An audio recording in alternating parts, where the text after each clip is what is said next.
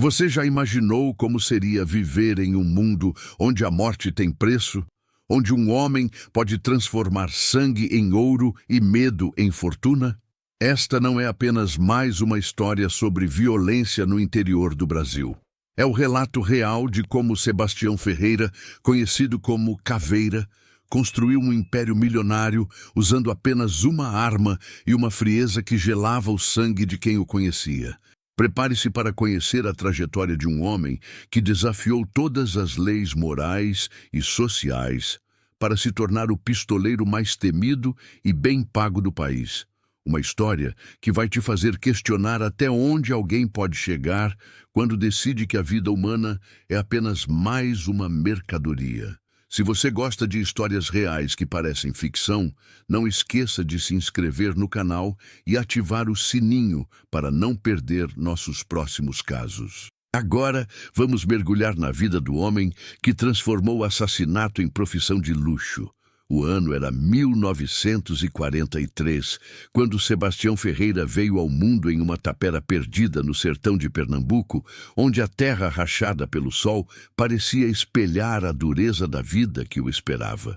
Não havia médico no parto, não havia certidão de nascimento nos primeiros anos, não havia sequer a certeza de que aquele menino magricela sobreviveria ao primeiro inverno seco. A mãe, Maria dos Santos, tinha apenas 17 anos e já carregava nas costas o peso de alimentar outros 3 filhos com o que conseguia colher de um pedaço de terra que mal produzia mandacaru. O pai, João Ferreira, era um homem de poucas palavras e muitas ausências, que desaparecia por semanas a fio em busca de trabalho nas fazendas vizinhas e voltava sempre com as mãos vazias e o olhar mais vazio ainda. Sebastião cresceu conhecendo a fome antes de conhecer o próprio nome. Aos 5 anos, já sabia que o barulho na barriga significava mais um dia sem almoço. Aos 7, aprendeu que roubar frutas no quintal do vizinho não era pecado quando se tinha 3 irmãos menores olhando com expectativa. Aos 10 anos, descobriu que existiam pessoas que comiam carne todo dia, enquanto ele comemorava quando conseguia um pedaço de rapadura velha. A revolta cresceu junto com ele, alimentada não apenas pela fome física, mas pela fome de dignidade, pela fome de respeito, pela fome de poder que via brilhar nos olhos dos coronéis que passavam pela região em suas caminhonetes reluzentes. Quando completou 12 anos, Sebastião já tinha 1,60 m de altura e uma magreza que fazia suas roupas parecerem fantasias mal ajustadas. Os ossos do rosto se destacavam de forma angular, dando-lhe uma aparência prematuramente adulta e vagamente ameaçadora.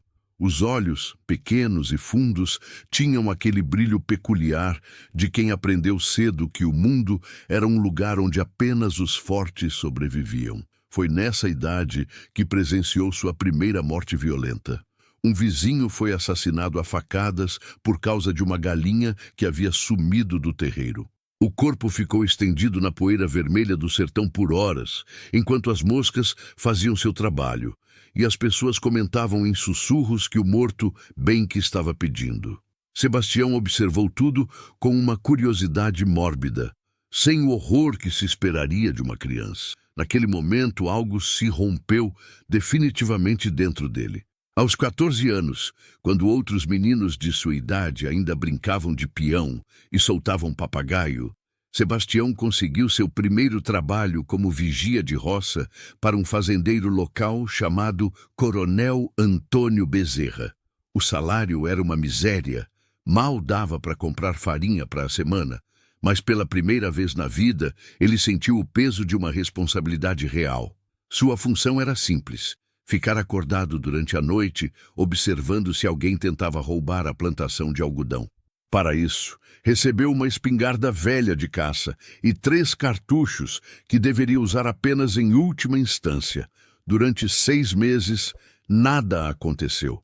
Sebastião passava as noites sentado debaixo de um juazeiro, observando as estrelas e imaginando como seria a vida das pessoas ricas que via nas revistas velhas que encontrava na cidade. Mas na 7ª lua cheia de trabalho, 3 homens apareceram tentando roubar alguns sacos de algodão. Sebastião os avistou de longe e gritou para que fossem embora. Os ladrões não apenas ignoraram o aviso, como começaram a caminhar em sua direção, xingando e ameaçando.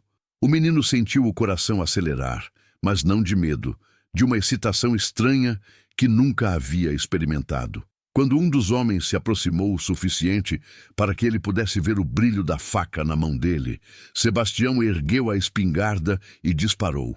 O tiro pegou o invasor bem no peito, jogando-o para trás como um boneco de pano.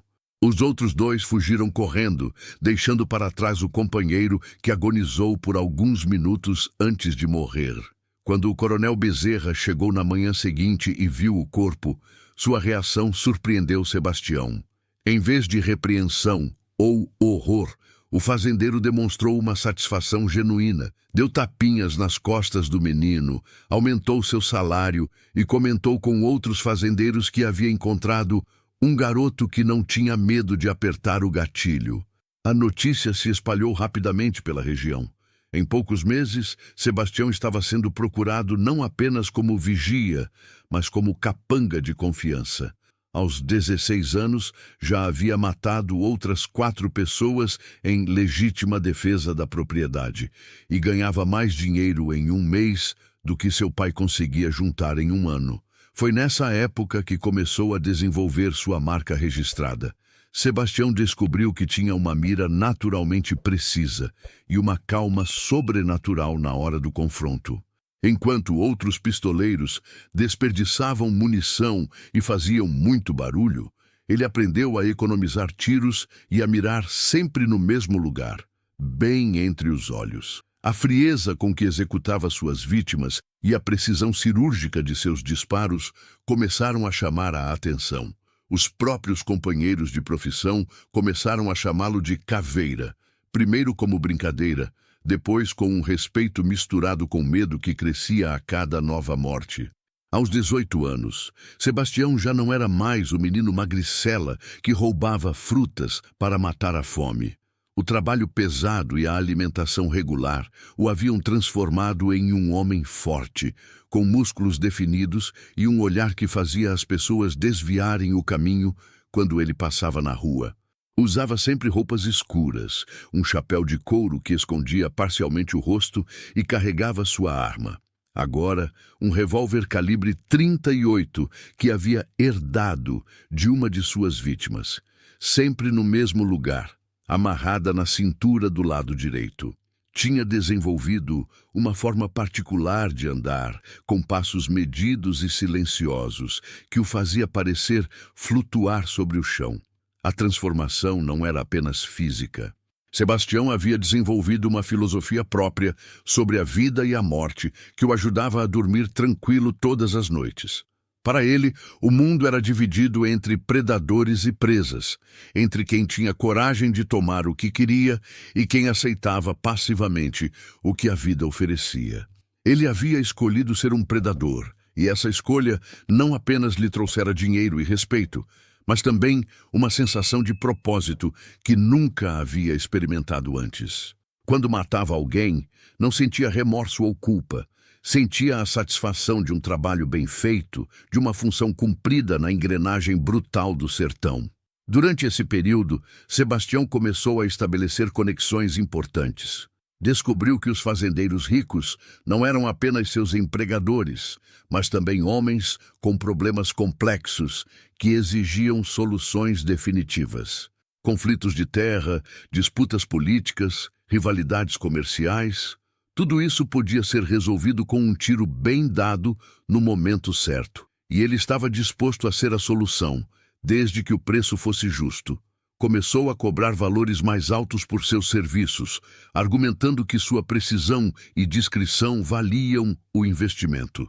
Para sua surpresa, os contratantes não apenas aceitaram pagar mais, como começaram a recomendá-lo para outros conhecidos. Foi assim que, aos 20 anos, Sebastião Ferreira se viu na posição inusitada de ter que escolher entre ofertas de trabalho.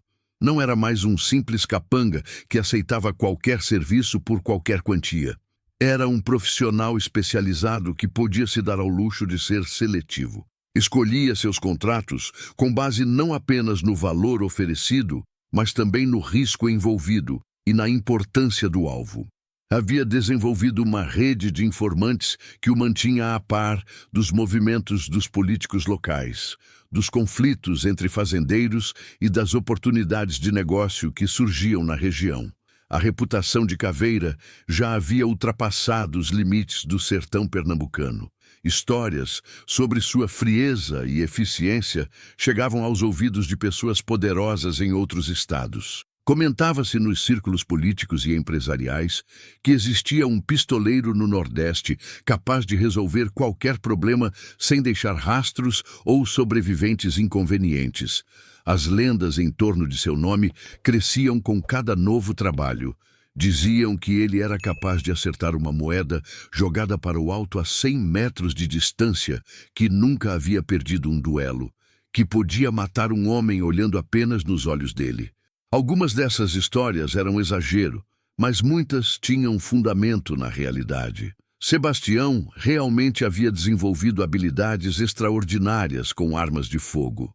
Treinava diariamente, não apenas a mira, but também o saque rápido, o tiro instintivo e técnicas de combate em diferentes condições de luz e terreno. Estudava seus alvos com a dedicação de um cientista, aprendendo seus hábitos, mapeando suas rotas, identificando seus pontos fracos. Cada assassinato era planejado como uma operação militar, com planos principais e alternativas para cada possível imprevisto. O ano de 1965 marcou o início da era dourada de Sebastião Caveira.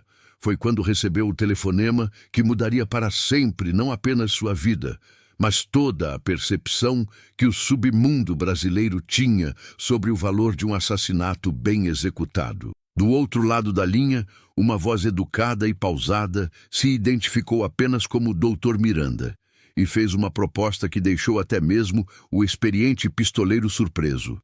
50 mil cruzeiros para eliminar um vereador de Recife que estava investigando irregularidades em contratos públicos. O valor equivalia ao que Sebastião ganhava em 2 anos de trabalho regular.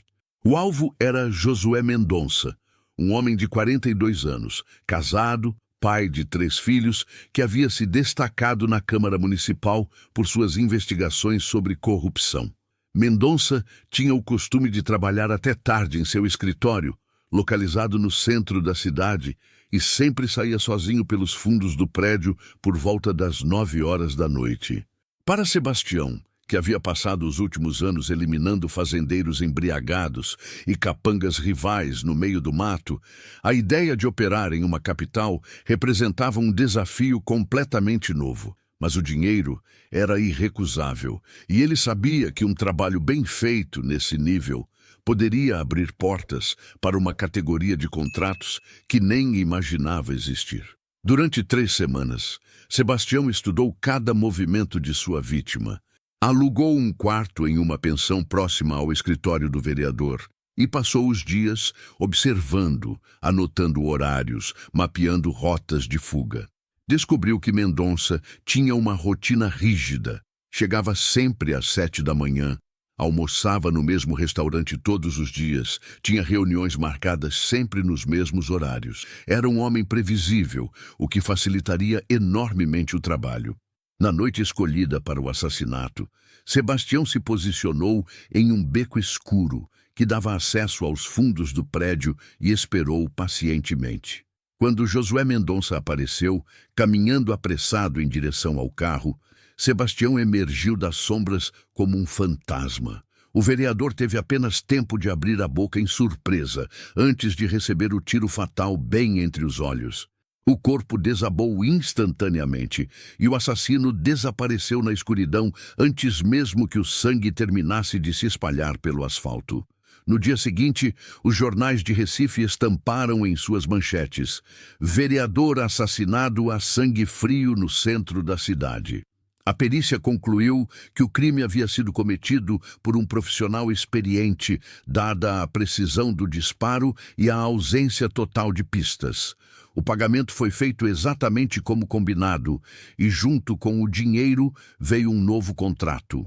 Dr. Miranda tinha ficado tão impressionado com a eficiência de Sebastião que já tinha outro trabalho em mente. Um empresário de São Paulo, que estava chantageando políticos influentes, precisava ser neutralizado antes que causasse mais problemas. O valor oferecido era ainda maior, 80 mil cruzeiros. Para um homem que havia nascido na miséria absoluta, esses números pareciam fantásticos demais para serem reais. Mas eram reais e representavam apenas o começo de uma carreira que o levaria a patamares inimagináveis de riqueza e poder.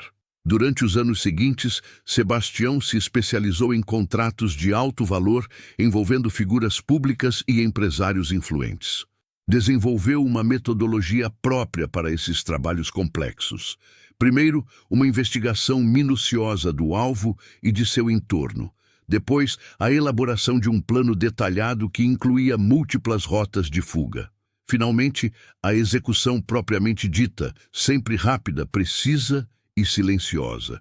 Sua marca registrada, o tiro certeiro entre os olhos, se tornou uma assinatura reconhecida nos círculos policiais, embora nunca conseguissem conectar os crimes a uma única pessoa.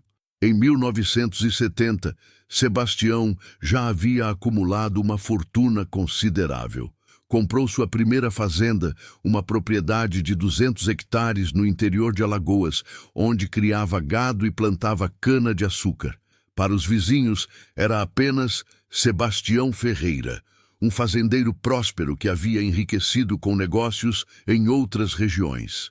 Ninguém suspeitava que por trás da fachada de homem trabalhador se escondia o pistoleiro mais bem pago do país. A fazenda servia não apenas como investimento, mas também como base de operações e esconderijo quando as coisas esquentavam em outros lugares. Foi nessa época que Sebastião começou a cobrar valores estratosféricos por seus serviços. Um contrato chegou a valer 300 mil cruzeiros, o equivalente ao salário de um trabalhador comum durante uma vida inteira. O alvo era um senador que estava prestes a denunciar um esquema de corrupção envolvendo empreiteiras e políticos de alto escalão. O assassinato precisava parecer acidental, o que exigiu meses de planejamento e a contratação de outros profissionais especializados. Sebastião coordenou toda a operação, que envolveu sabotagem no carro da vítima e a simulação de um acidente em uma estrada perigosa. O trabalho foi executado com perfeição e o senador morreu sem que ninguém suspeitasse de assassinato. Os anos 80 marcaram o auge da carreira de Caveira. Sua reputação havia se espalhado por todo o país e ele recebia propostas de trabalho de São Paulo, Rio de Janeiro, Brasília e até mesmo de outros países da América do Sul.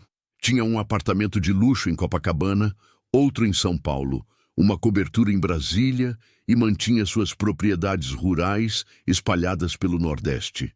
Possuía uma frota de carros importados, investia em ações na Bolsa de Valores e até mesmo financiava campanhas políticas de candidatos que poderiam ser úteis para seus negócios no futuro. Mas o sucesso trouxe também problemas inesperados. Quanto mais famoso ficava, mais difícil se tornava manter o anonimato necessário para continuar operando. A Polícia Federal havia criado uma força-tarefa específica para investigar uma série de assassinatos que pareciam conectados, todos marcados pela mesma precisão cirúrgica e pela mesma ausência de pistas. Sebastião percebeu que estava sendo caçado e decidiu intensificar suas medidas de segurança. Contratou advogados caros, estabeleceu contatos dentro das forças policiais e criou uma rede de informantes que o mantinha sempre um passo à frente dos investigadores. Em 1987, Sebastião cometeu o que muitos consideram seu erro fatal. aceitou um contrato para eliminar um juiz federal que estava investigando o mesmo esquema de corrupção que havia levado à morte do senador anos antes. O problema era que esse juiz, Roberto Andrade, havia se tornado uma figura pública querida, conhecido por sua integridade e por suas decisões corajosas contra a corrupção. Seu assassinato causaria muito mais repercussão do que Sebastião imaginava. O trabalho foi executado com a mesma perfeição técnica de sempre. Juiz Andrade foi morto com um único tiro na cabeça enquanto caminhava no jardim de sua casa, numa manhã de domingo. Mas a reação pública foi explosiva. Manifestações populares tomaram as ruas das principais cidades do país exigindo justiça. A imprensa transformou o caso em uma cruzada nacional contra a violência política. O presidente da República prometeu pessoalmente que os responsáveis seriam punidos com todo o rigor da lei. A pressão sobre as autoridades policiais se tornou insuportável e recursos ilimitados foram disponibilizados para a investigação. Pela primeira vez em sua carreira, Sebastião se viu verdadeiramente ameaçado. Pistas que antes eram cuidadosamente eliminadas começaram a ser descobertas. Informantes que sempre foram confiáveis começaram a cooperar com a polícia em troca de proteção. O cerco estava se fechando e ele sabia que precisava tomar uma decisão drástica. Foi então que Sebastião Caveira simplesmente desapareceu. Em uma manhã de março de 1988, suas propriedades foram encontradas vazias, seus carros abandonados nas garagens, suas contas bancárias esvaziadas. Não havia sinais de luta, não havia bilhetes de despedida, não havia pistas sobre seu paradeiro. Era como se o homem mais procurado do país tivesse evaporado no ar. As teorias sobre o destino de Sebastião Caveira são inúmeras e contraditórias. Alguns policiais juram que ele foi morto por pistoleiros mais jovens que queriam tomar seu lugar no mercado. Outros acreditam que foi executado pelos próprios contratantes, preocupados com a possibilidade de ele fazer delações em troca de redução de pena. Há quem defenda que conseguiu fugir para o Paraguai com uma nova identidade e uma fortuna suficiente para viver confortavelmente pelo resto da vida.